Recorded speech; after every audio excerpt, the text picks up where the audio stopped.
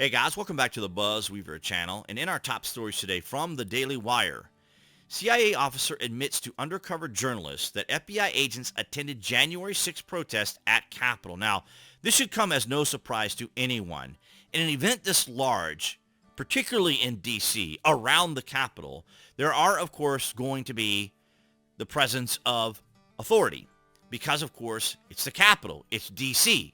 And so there's going to be the need for those to be watching and paying attention to ensure that situations like January 6th doesn't fully manifest. So we have this report here from the Daily Wire. An official with the Central Intelligence Agency, CIA, told an undercover journalist that members of the Federal Bureau of Investigation, FBI, were in attendance at the protest at the Capitol on January 6, 2021, and also highlighted methods that intelligence agencies use to disempower political opponents. Gavin O'Blennis, a self-proclaimed contractor officer for the CIA and former member of the FBI, was caught on camera by an undercover journalist with sound investigations as he discussed January 6. O'Blennis claimed that former President Donald Trump incited a riot before going on to say that roughly 20 undercover FBI agents were in the crowd. So, of course, he's still carrying the narrative, right? He's still carrying the scheme, the plan, the orchestration that was part of what their operation was. Now, he's simply saying this outright because he's being interviewed. He may not necessarily know who he's being interviewed by because, of course, the establishment uniparty within the media does have journalists that ask questions to these groups of individuals to just kind of reinforce what they're saying in their articles, because they can also claim, as they do, plausible deniability. I thought you said that there were FBI agents in the crowd at J6, the undercover journalist asked O'Blennis. There always are when there's a big protest in D.C., just in case it gets out of hand like that. He responded before going on to say there wasn't enough to turn the tide. I'm talking, we maybe had 20. You needed 1,000 to get rid of the crowd, he said. Just go through to observe to see what they can hear, that kind of thing. The video also shows O'Blennis affirming that the FBI didn't want the public to know that they had agents embedded in the crowd, and saying that he personally knows agents who were in attendance. They work for the agency now, he said, the former FBI agents referring to the CIA.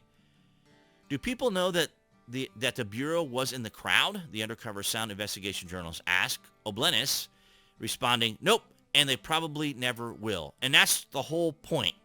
That's the whole entire exercise, is to be there, to be active, to instigate, to scheme and connive, but never be in a position to where one can say that's an FBI agent, that's a CIA agent, obviously plain clothes, that sort of thing going on, unless things get completely and totally out of hand, which I guess they must have shifted off to the Capitol Police once the individual protesters, as it were, went into the Capitol. But we also have here from Alex Jones, and he confirms that he will sue the FBI and the CIA agents admitted agencies targeted Jones to destroy his career. Now, we have talked about this now for a while when it comes to the establishment, when they went after Roger Stone, when they go after Steve Bannon, when they go after Alex Jones, when they went after various individuals, personalities, and high-profile figures.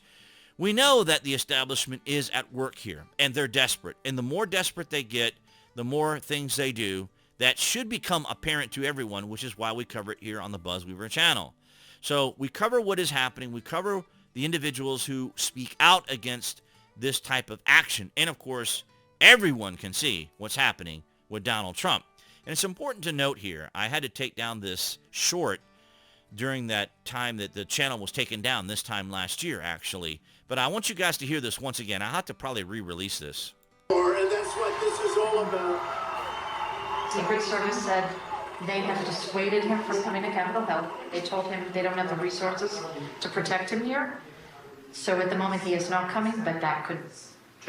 So she's basically, this is Nancy Pelosi's aide. So she's basically reinforcing exactly what O'Blennis just said. Now here's Nancy Pelosi's response. Check. Oh, he comes, I'm going to punch him out. This is my wow, moment. I would pay to see I've that. been waiting for this, for trespassing on the Capitol grounds.